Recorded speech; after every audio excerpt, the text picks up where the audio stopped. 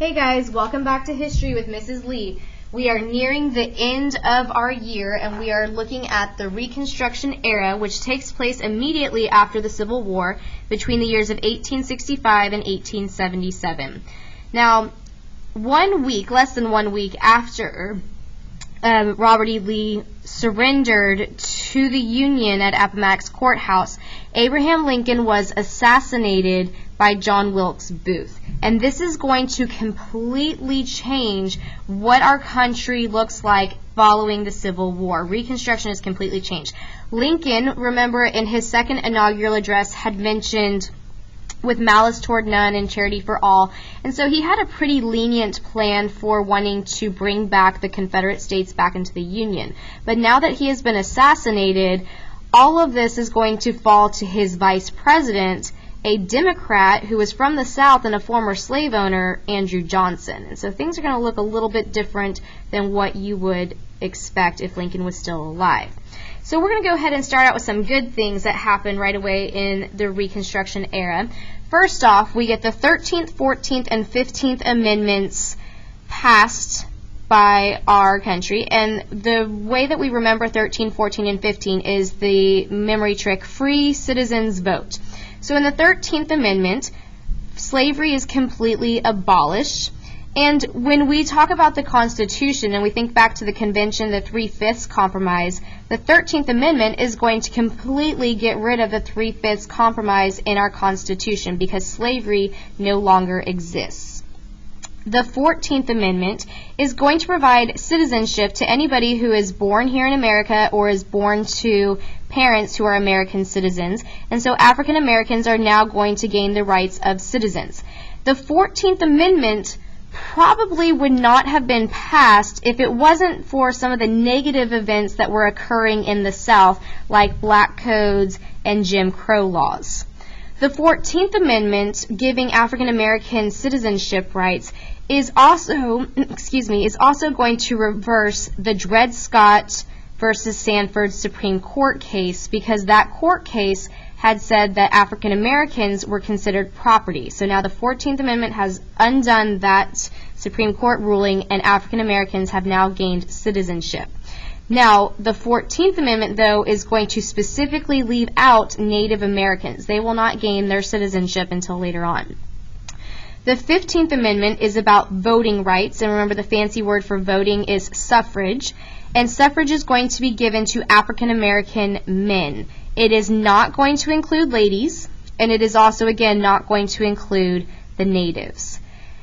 Now, just because the 13th, 14th, and 15th Amendments were passed doesn't mean that everybody, especially people in the South, were willing to follow these amendments. And one group in particular who did not support the 13th, 14th, and 15th Amendments was the KKK, or Ku Klux Klan. Their ultimate goal was to prevent African Americans from voting or from having a voice in the government. And so some of the ways that the Ku Klux Klan would prevent African Americans from voting would be to threaten, harass, even murder African Americans. And then they also initiated poll taxes and literacy tests for African Americans who were trying to go vote. Now, nobody's ever going to ask your mom and dad to pay an extra tax before they can go vote, and nobody's ever going to ask them to prove, hey, did you graduate from 5th grade? Can you show me your 5th grade certificate? Hey, could you read this paper for me and tell me what it says? This was a way to keep undereducated and poor African Americans from being allowed to vote. Now, in that same regard, the southern states, many will pass black codes, also known as Jim Crow laws, as a way to segregate African Americans and whites and to keep African Americans at the bottom of society. Now, the antithesis of the Ku Klux Klan is the Freedmen's Bureau. And the Freedmen's Bureau was started by the federal government as a way to help educate, feed, try to find jobs, and even maybe land ownership for African Americans, the newly freed slaves. Now, the northern government would send in teachers to help educate African Americans, and then they would also send in government agents to help the newly freed men register to vote or to try to find a job or try to find some land. The Freedmen's Bureau was also protected by the Union soldiers. So soldiers would come in to enforce the policies of the Freedmen's Bureau. Now, its greatest successes were providing education and food for African Americans, and the Freedmen's Bureau also provided food to poor white Southerners who were starving after the Civil War.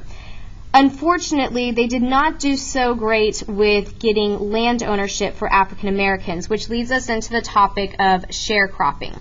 Now, you have to remember that many African Americans had been slaves, so they didn't have any money saved up, and they had spent their entire lives working in agriculture.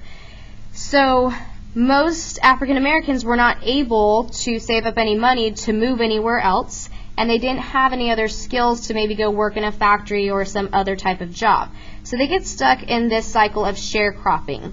And sharecropping is where maybe a landowner or plantation owner is going to divide up his land, and he's going to have sharecroppers rent the land and rent houses and rent tools and buy seed from the landowner to grow their own crops.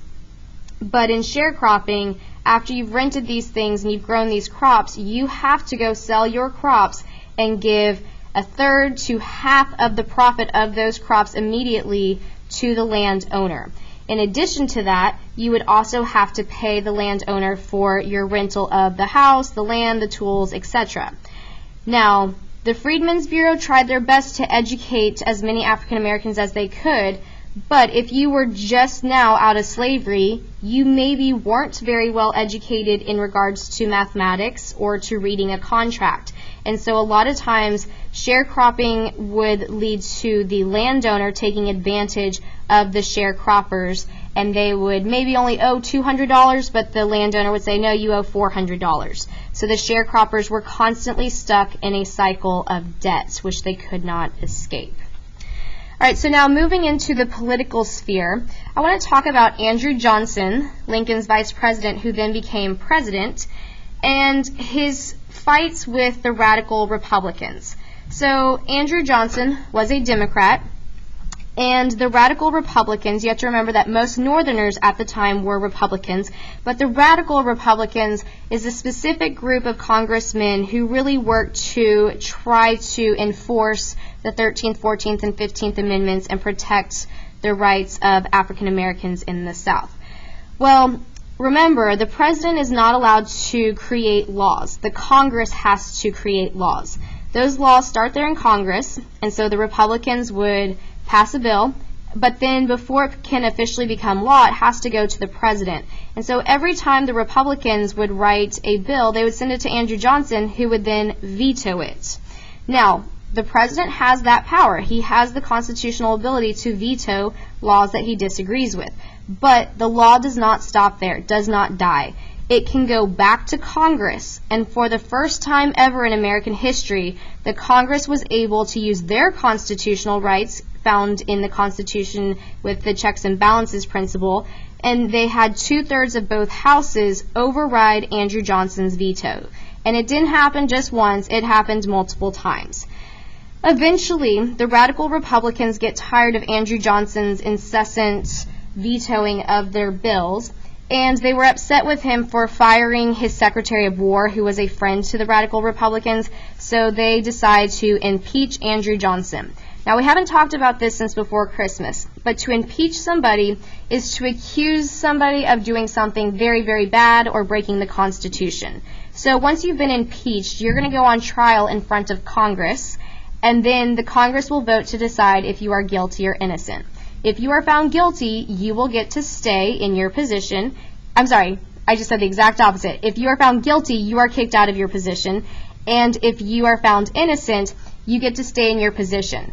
But here's the deal. If you've been impeached and you're found innocent, people probably don't have the best idea of you, and your reputation's kind of been tarnished. So even though many Republicans hated Andrew Johnson personally, he ends up surviving the impeachment trial by one vote. So he gets to stay in as president, but he doesn't really have many powers that he gets to use after that, and he is not selected to run for the Democrat nominee in the next election. And in the next election, we will get President Ulysses S. Grant, the former general of the Union Army. All right, now out of this time period with the 13th, 14th, and 15th Amendments passed, we get our first African American representative in Congress, and that was Hiram Rhodes Rebels. And so he will be the first of many African American men who will become part of the United States Congress during this Reconstruction era. Finally, the last groups of people I want to talk about were the Carpetbaggers and the Scalawags. Carpetbaggers and scalawags were basically people that just had this negative connotation for Southerners. Carpetbaggers would be Northerners who would come down south, and they would try to take advantage of the Southerners who were having to sell their lands, and they would pay a really low price, and in that way they could turn a profit for themselves and become rich off of the Southern misfortune. Now, mostly carpetbaggers have that negative connotation, but they were also tied to the Freedmen's Bureau, and so carpetbaggers, even though they were trying to make themselves rich, they would also work to help protect the rights of African Americans. Scalawags, we talked about how Northerners were mostly Republicans and Southerners were mostly Democrats during this Reconstruction era. A scalawag would be hated in the South because a scalawag would be a white man who supported the Republican Party while living in the South. He supported the rights of African Americans, and so he would definitely be considered the minority in the South during this Reconstruction era. All right, in our last video for the school year, I will be talking about the 3 land laws that are passed after the Civil War. So I'll see you guys again soon.